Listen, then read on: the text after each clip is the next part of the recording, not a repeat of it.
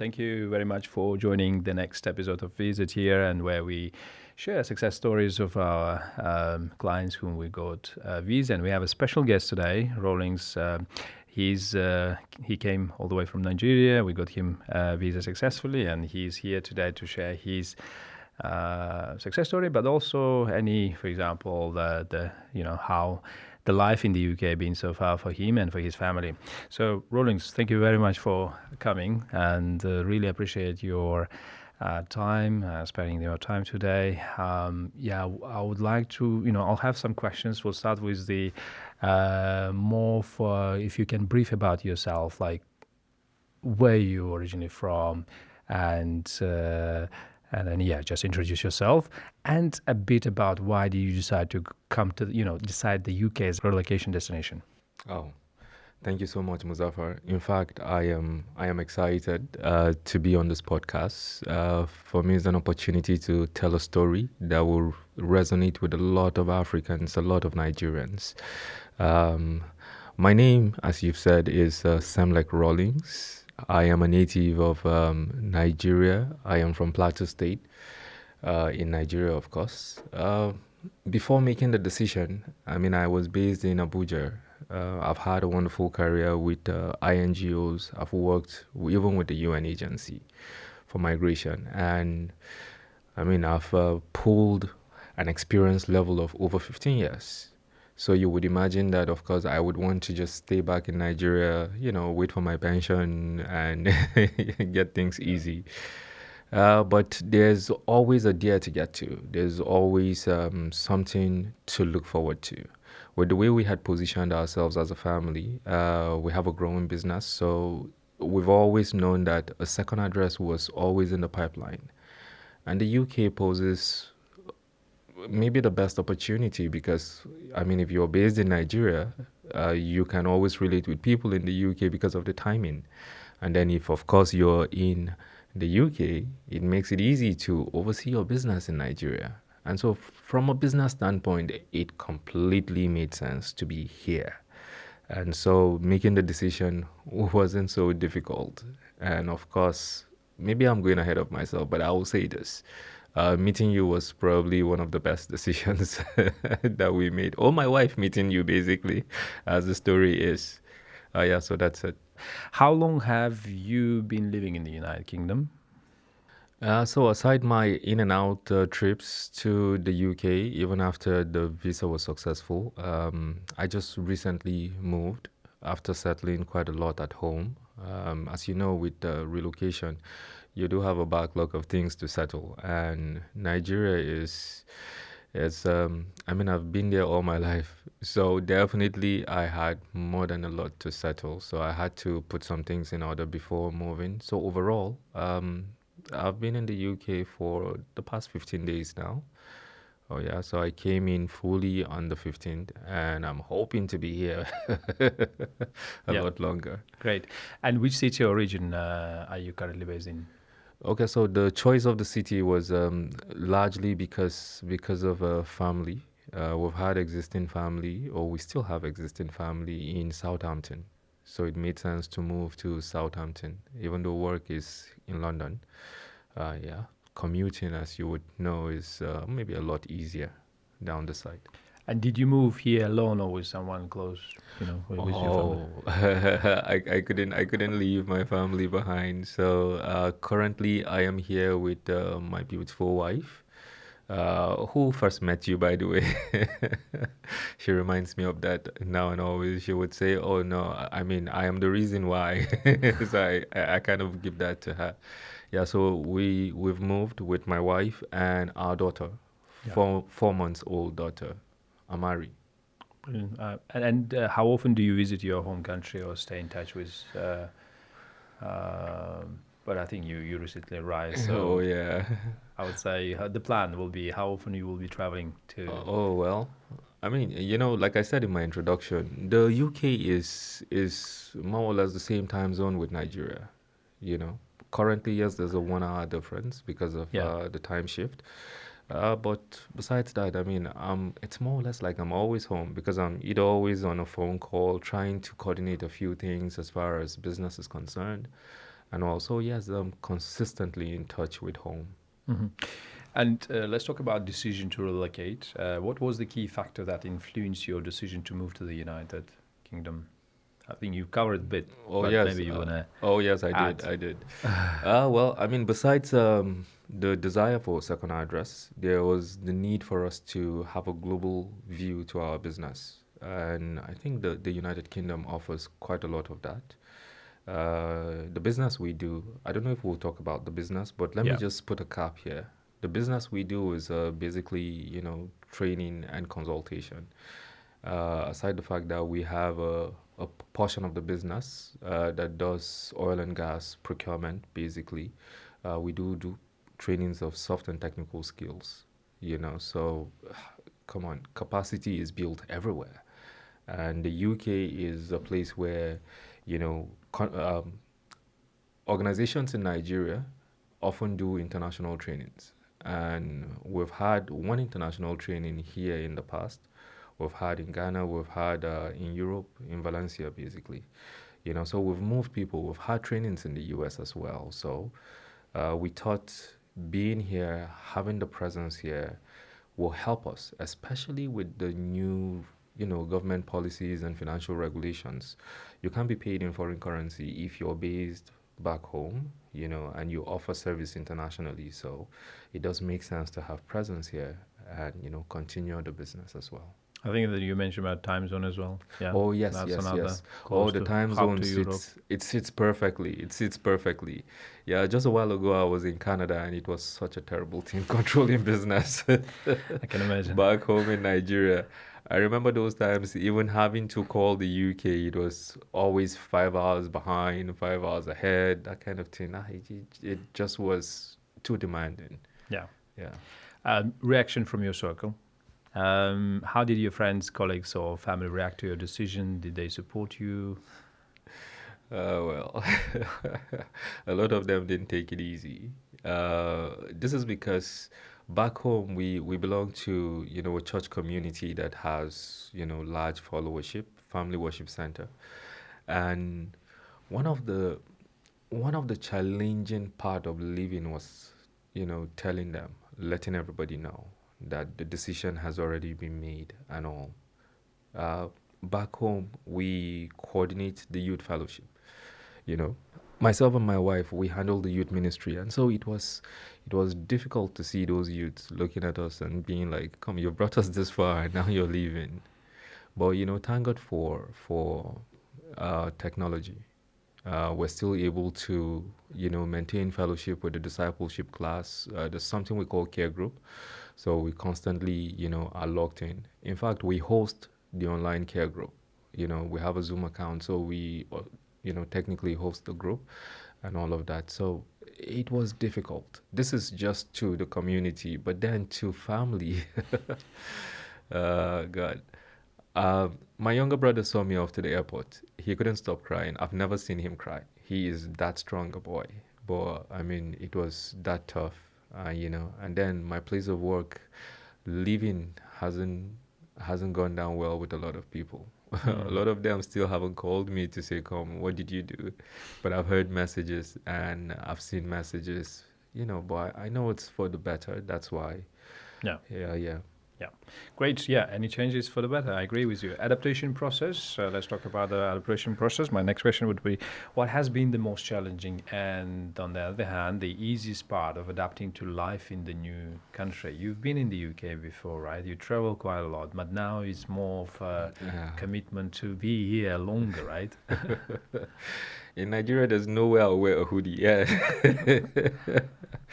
and sit in a room. Oh no, it's impossible. It's either the AC will be on or something. But come on, Ah, the weather is nice. It's absolutely nice, but man, it is cold. It is cold. 2023, I was here for Christmas. It was a lot, cold. So I knew what I was, going to face, and I was prepared for it. So somehow adaptation has been seamless, easy, but I mean, these days when I go back home, I'm indoors. So what it has helped me do basically is it has refocused and realigned my goals. So I spend a lot more time doing work, doing studies, trying to, get things done. I'm not all over the place like I was in Nigeria. Oh no. So adaptation has been seamless for me, especially because family has helped as well. And are you staying with family friends, or have you found accommodation since what has what challenges have you faced in terms of securing any accommodation? And are you going to stay in Southampton, or are you going to be closer to London? Well, for now, Well, closer to London, in London. for now, the plan is to stay in Southampton for at least the first year, Hmm. just so we can settle because of family, especially because we have a young daughter. Yeah. And to answer your question about getting a place, yes, we just recently got a place, and I've been doing my best to set up. We've moved, even though I haven't slept there because because I have family close by, so I just go to them. We spend the whole time talking in the evening, and coming out is always very cold. So I just say, oh, you know what? Let me just stay over tomorrow. And tomorrow till now, I have not moved. But I think it's largely because my wife is not available at the moment. Hmm. But we have a place. We have a place that's set up already, and it's habitable. Great. Let's talk about the career and current business. You already mentioned about your briefly about career, business, go into more deeper career path. How did your professional journey begin, and what led you to where you are today? Hmm. That's interesting. My career path actually started in the year 2010, April. I remember. Just prior to April, I had started work in a radio station back home in Jos. So I was doing that work and I was doubling as a call center agent. Quite early in life. I was quite young. I was naive. I had the energy, so I wanted to do anything and everything. You know. But not too long afterwards, I had to make a decision, and I started looking into the humanitarian sector. Unfortunately, I had applied for one of the Global Fund projects with a sub-recipient, and fortunately, I got called. I had the interview, and it was more like a dream. I just started on that day, you know. The day I had the interview, that day I got employed, that day they moved us to a hotel, that day I started my onboarding process and all of that. And it has been progression all through. So I spent a couple of years there where I grew. I became a supply chain specialist while there. Uh, I moved into procurement, did a lot of procurement, did a lot of warehousing, you know, just developed my supply chain management intuition. And I moved from there to Catholic Relief Service. At that time, Catholic Relief Service were, a principal recipient to the Global Fund project. So I moved there. I was moved out of Abuja. I was in Bauchi State. At that time, I served as the supply chain specialist for Bauchi State. Um, After my service there, fortunately, I got employed with the UN Migration Agency. And with the UN Migration Agency, because of how the structure is, my duty, even though I was in the supply chain unit, my duty was mainly procurement and logistics. And there I served diligently for 7 years, and afterwards, I am here. But keep in mind, at the side, we started growing a business that was mainly training and capacity building, business development, and so on. It's called the Stalwart Group. And at the Stalwart Group, we grew, in soft skill delivery, training, and technical skills. And in that time, we had done, training for, organizations such as Central Bank of Nigeria. We've had a few soft skill training for them. We've done trainings for NNPC. Oh yeah, we've done a few technical trainings. We've done trainings for Air Peace. This is just to mention a few. And another arm of the Stalwart Group, does oil and gas. Now, the oil and gas sector is called Aberfeldy. It's completely the brainchild of my wife. So she sits as the head of the board. She manages the business, and that's largely because of my affiliation with the UN agency. So over time, I provided just supervisory roles and all of that. I wasn't involved because of conflict of interest. But over time now that we've made the decision to be here in the UK, it means that I will, put an eye more on the business. I will try and give it a global sense, a global view, just so we are known, not just in Nigeria, but of course globally. You mentioned about the growth and development of your business. What helped you scale and maintain long-term stability in your business? Just maybe consistency and the quality of what we offer, the quality of service. So we learned early that in business, staying consistent, it's okay to emerge in business, but the challenges that businesses will have is consistency. How long are you able to stay doing the same thing or improving on the same thing? So we found that not evolving into what is acceptable, what is the current trend, keeps you out of business. An example quickly is, during COVID-19. COVID-19, there were a lot of people that their business module had to do with physical meetings and all of that.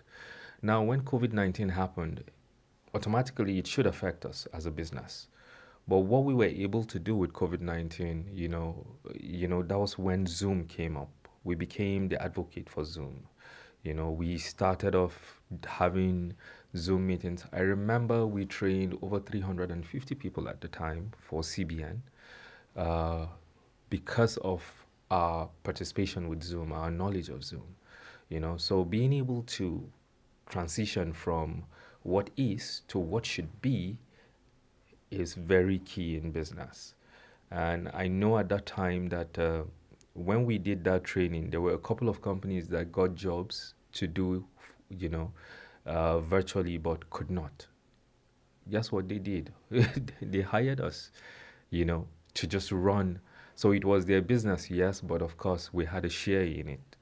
So that's what consistency does, and that's what being able to evolve, does. So for me, I think it's knowing your niche, knowing how to grow it, and remain consistent. Don't reduce the quality of what you do, regardless of what the conditions are, what the obstacles are. Because trust me, there will be obstacles, there will be negating factors, but keeping your eye on the ball and following through with what should be, with the dose of empathy, of course, just so, emotional intelligence is key as well. Keeps people in business, and it has kept us in business. How many employees?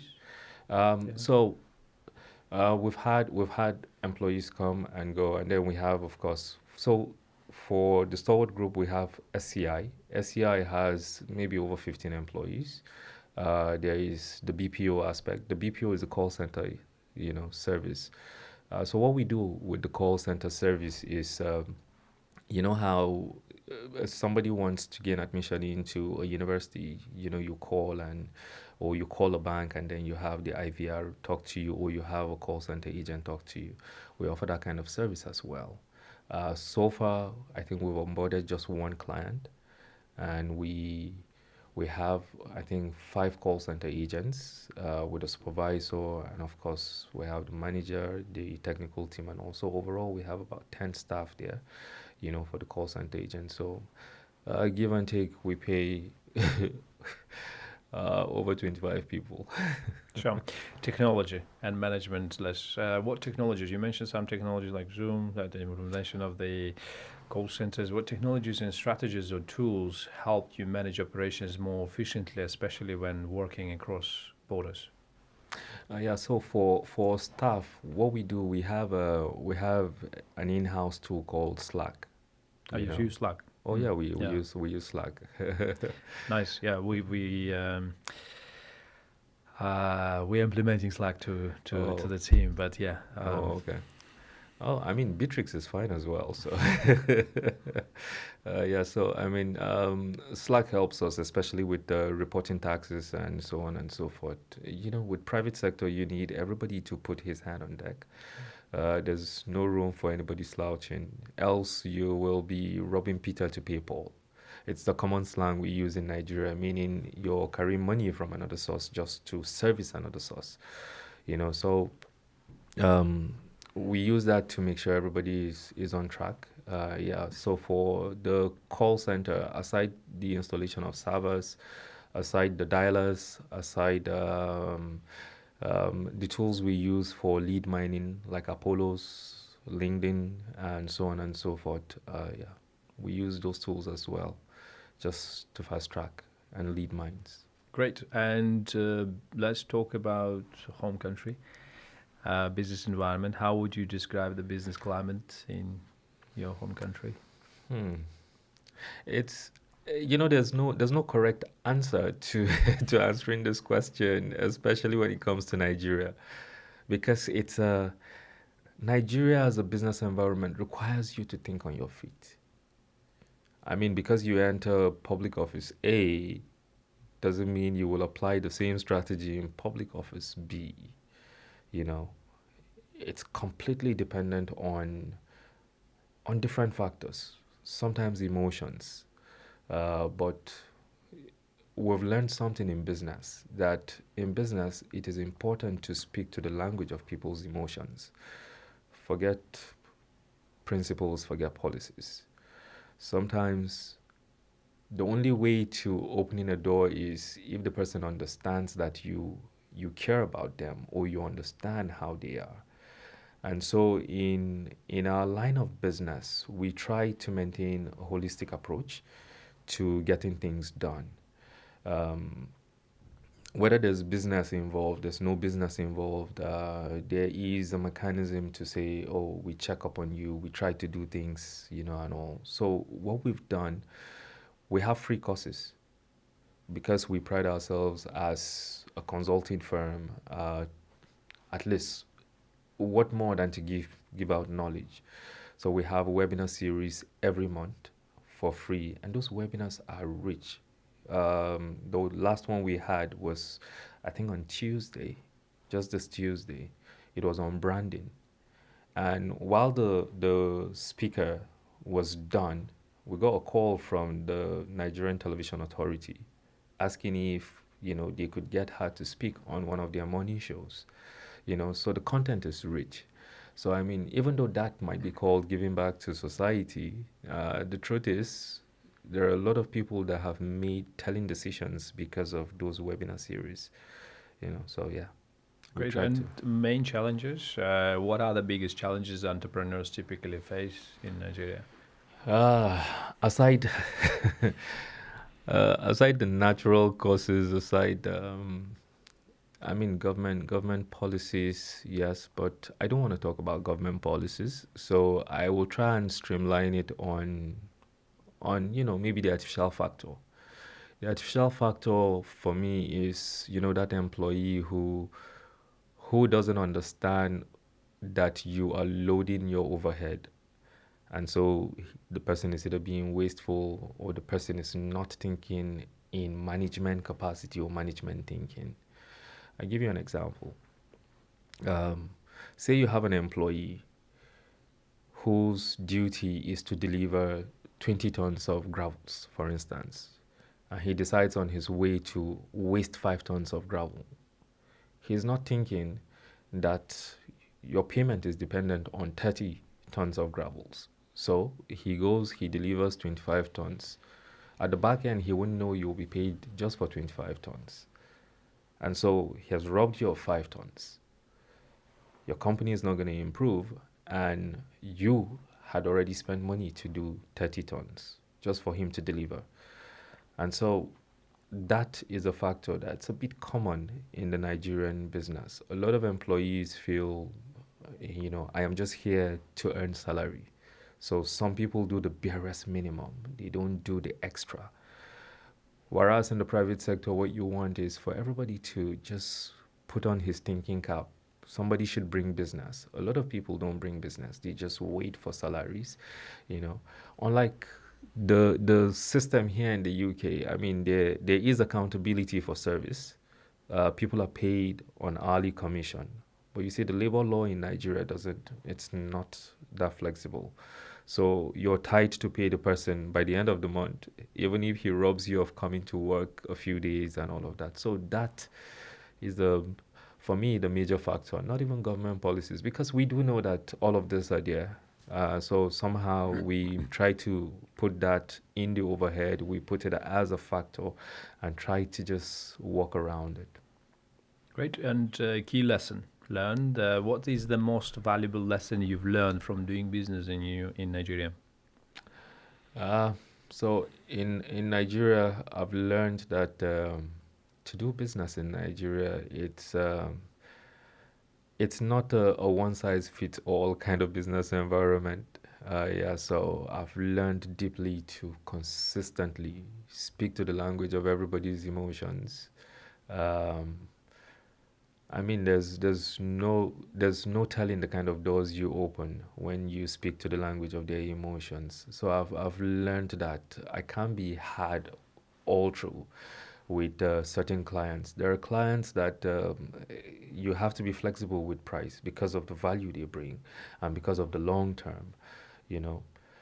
Some people, because you deliver a service that would have taken you to deliver, say maybe in 2 days, you're able to deliver it in less than a day, they begin to think, oh, maybe it's not that expensive. So they begin to think otherwise. So somehow you need to wage the emotions of people. Meanwhile, some other persons, if you deliver that service in record time, they're more impressed and they feel like, oh, wow, you've gone out of your way, you've done this, you've done this. So being able to create value and letting people understand the value you create is key, especially in the Nigerian factor, because there are too many people, clients or business owners who do not recognize the value of money, of time, basically. If you're able to deliver early, then maybe the job wasn't done properly. But being able to let them know clearly that this is how the business should go, communicating the right strategy to use, and being able to, draw their attention to challenges is key. So that overall means speaking to the language of their emotion because you know how they react. Great. And new business and plans in the UK, new ventures. Let's talk about your plans. Are you planning to launch any new project or business in the United Kingdom?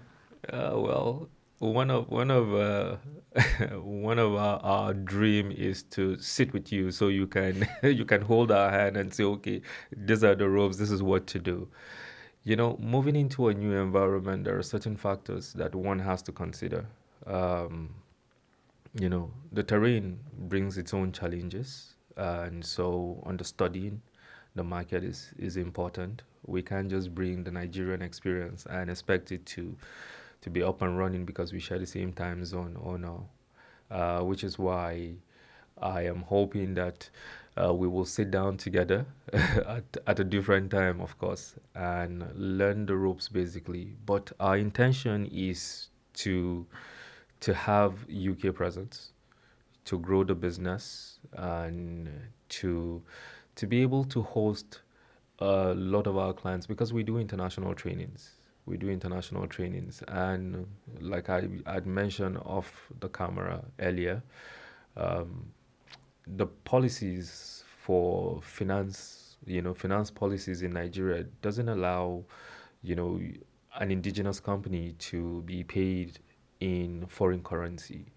I mean, very good for the Nigerian economy, but then for our business, if we must do international business, remember we'll be booking venues, we'll be paying for logistics, we'll be moving clients in USD.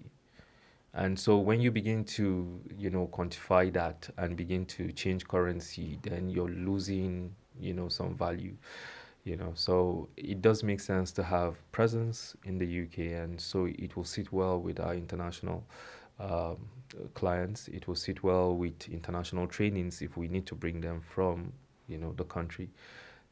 And so yes, we're mapped out definitely. Marketing. How do you plan to promote your ideas and brand? The business that you mentioned.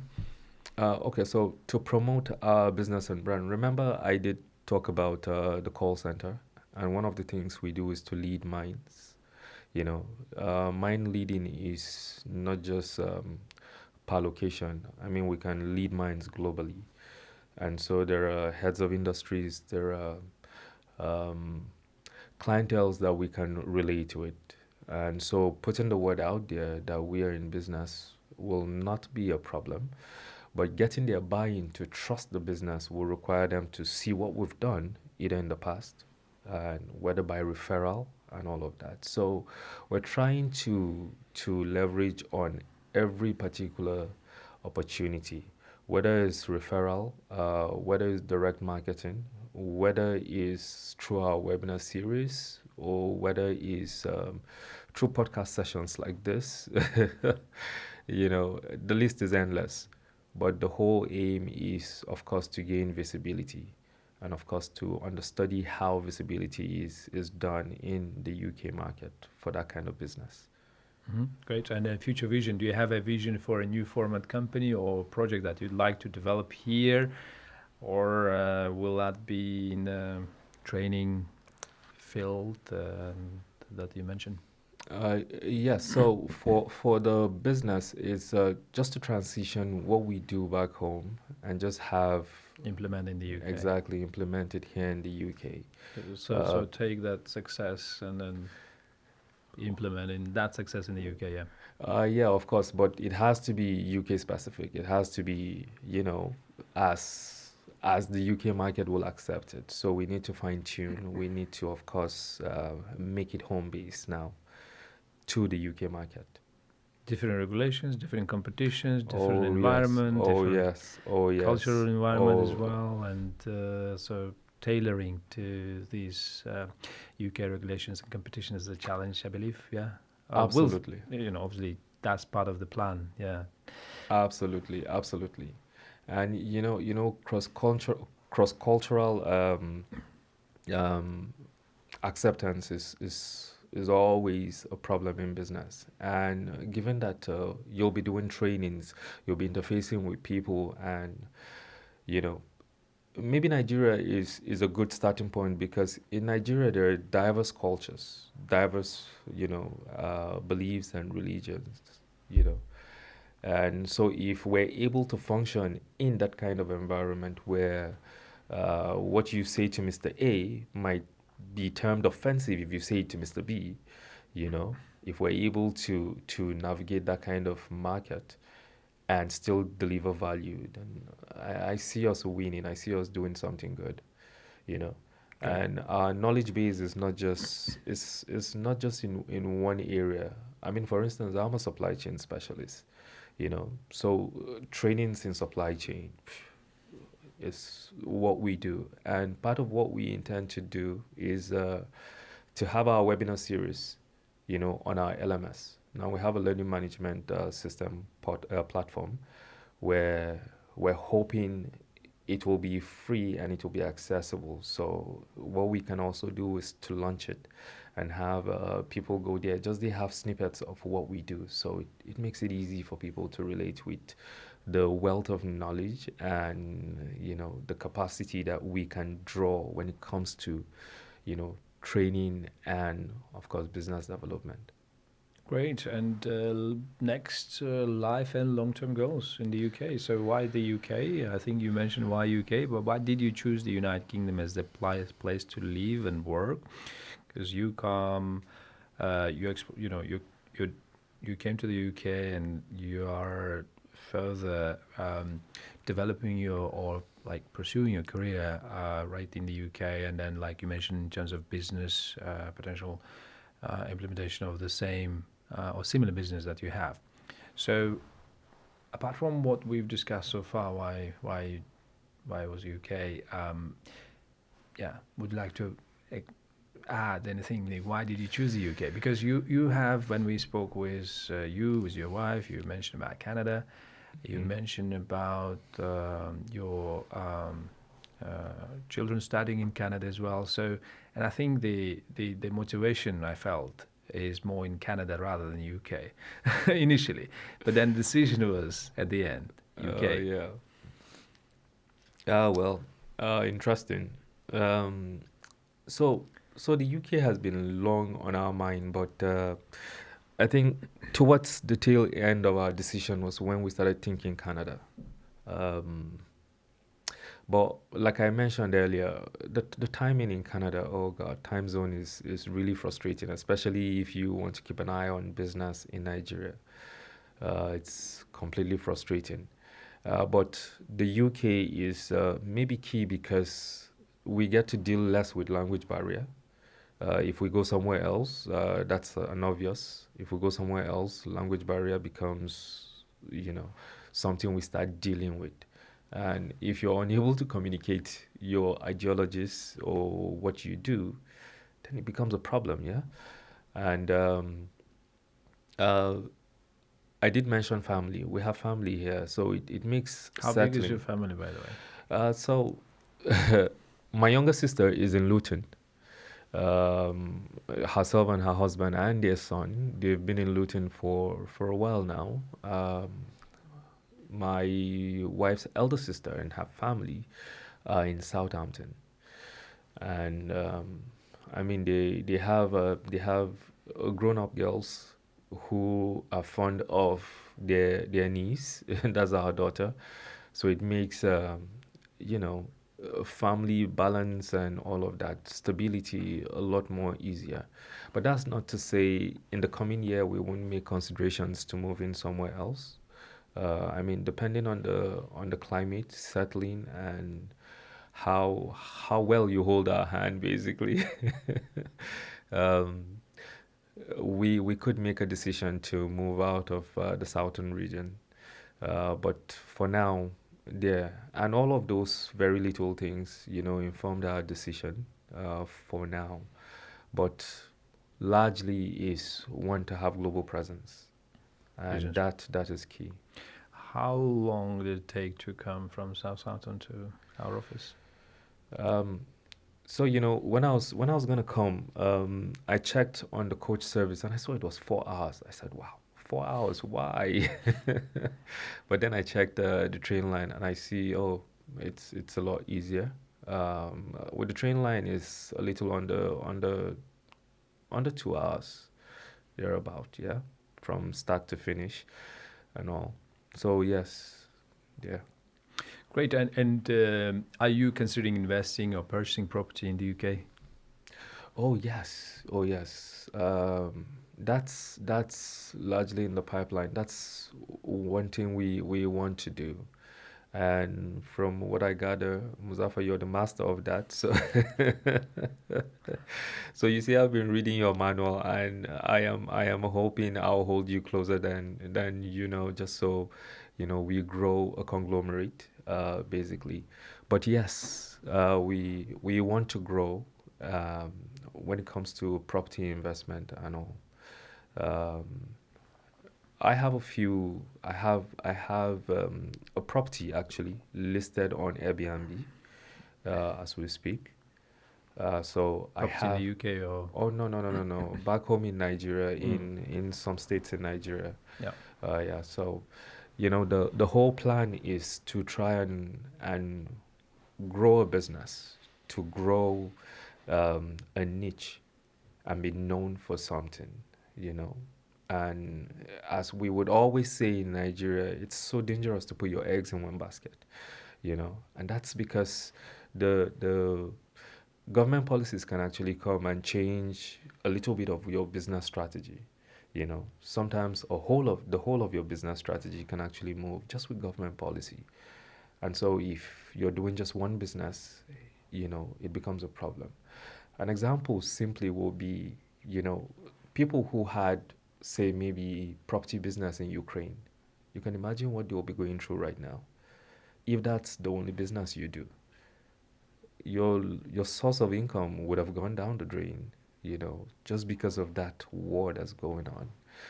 But then, what we've what we've learned to do and what we've decided to do is to try and grow a little bit of this, a little bit of that under the umbrella of the Stalwart Group. Yeah. Great. And then a future outlook. How do you envision your life in the UK in the next 5 and 10 years? What would you consider the main measures of success and professional achievements or personal fulfillment? So I'll start from what I'll consider as measure of success. I think collaboration will be key. Partnership collaboration will be key. Just because whatever knowledge we have and we carry, can only take us so far. But if we really want to get to that level where there's acceptance, then of course you begin to think of collaboration with people who are an authority in what you do and all of that. And so if it means going through a period of internship just so we are stable, of course, that we will definitely do wholeheartedly. What I think of or how I envisage my family in the future is, of course, for all of us to be in the UK to, over time, gain the indefinite leave to remain. Over the years, we are hopeful and we trust that can happen.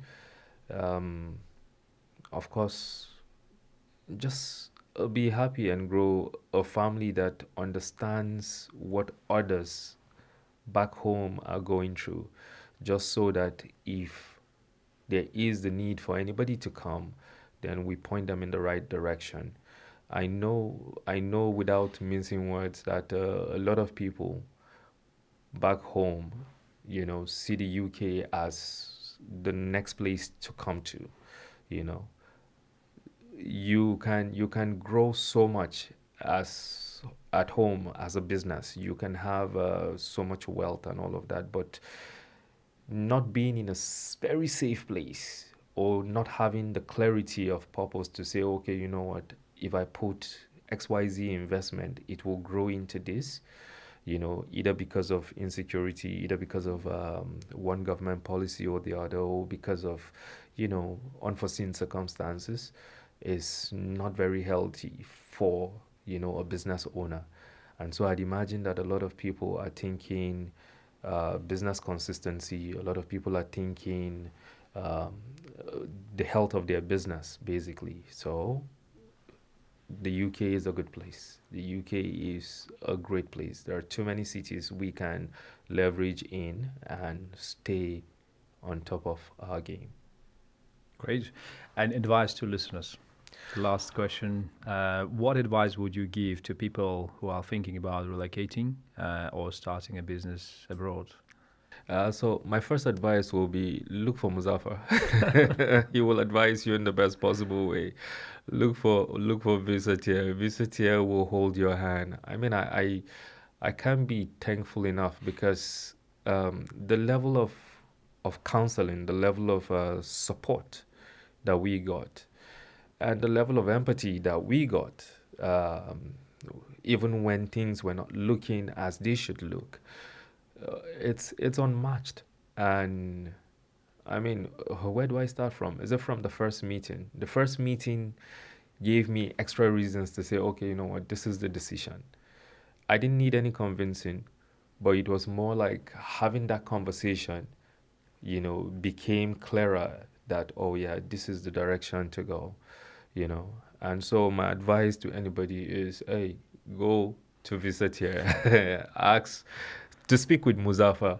And if I may add, I don't know, I know Joanne. Joanne, I've not spoken with her in a while, but oh no, her follow-up strategy is great.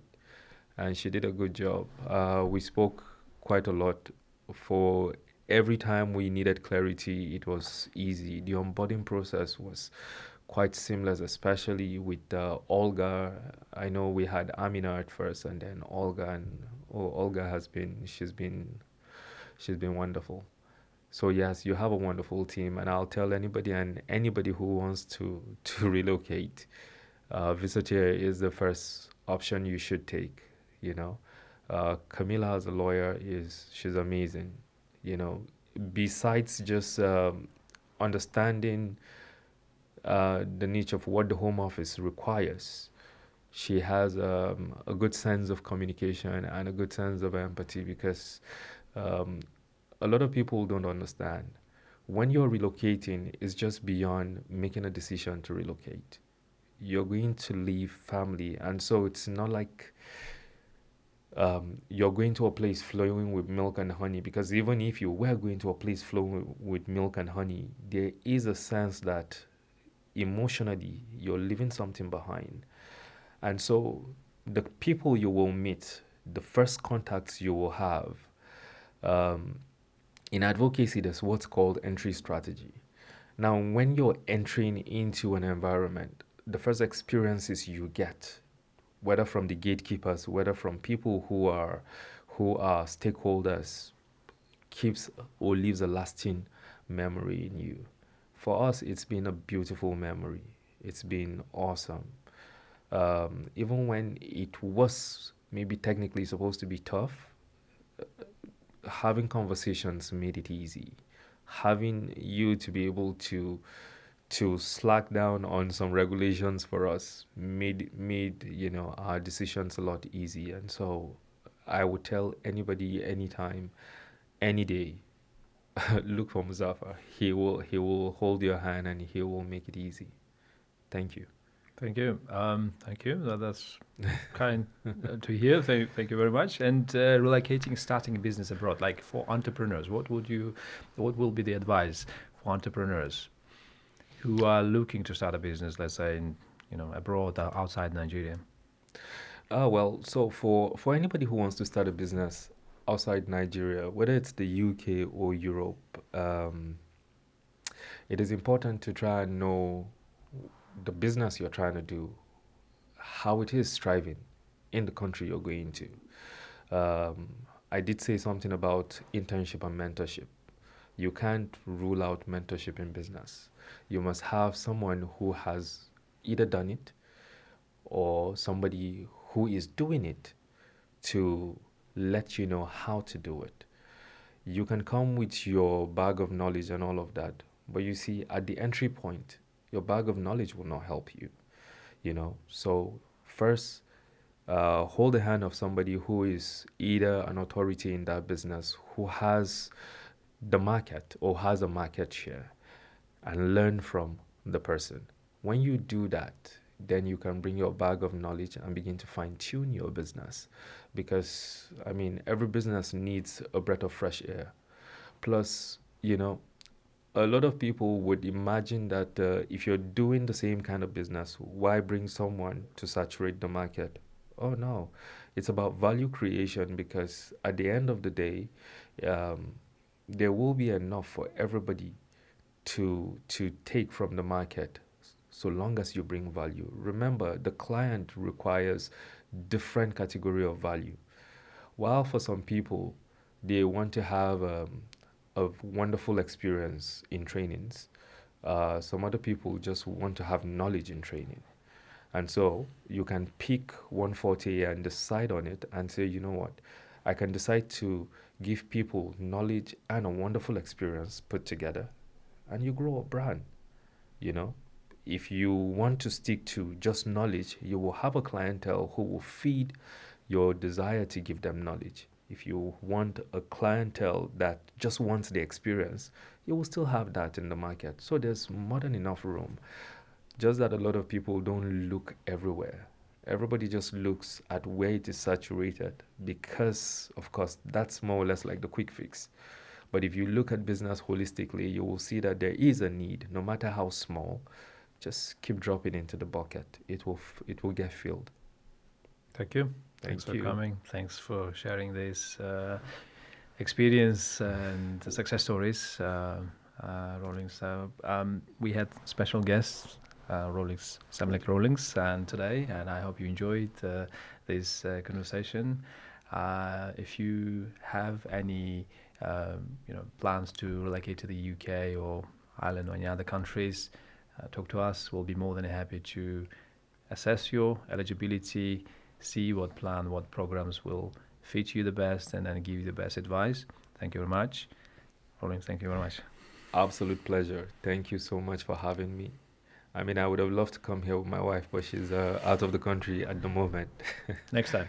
Oh yeah, maybe next time. You know, she talks a lot more than I do, so Excellent. I'm sure she would have stretched her time. Next time. I mean, that would be great if she can also share her experience. So, Oh yeah. thank you very much. Oh yeah. Thank you so much.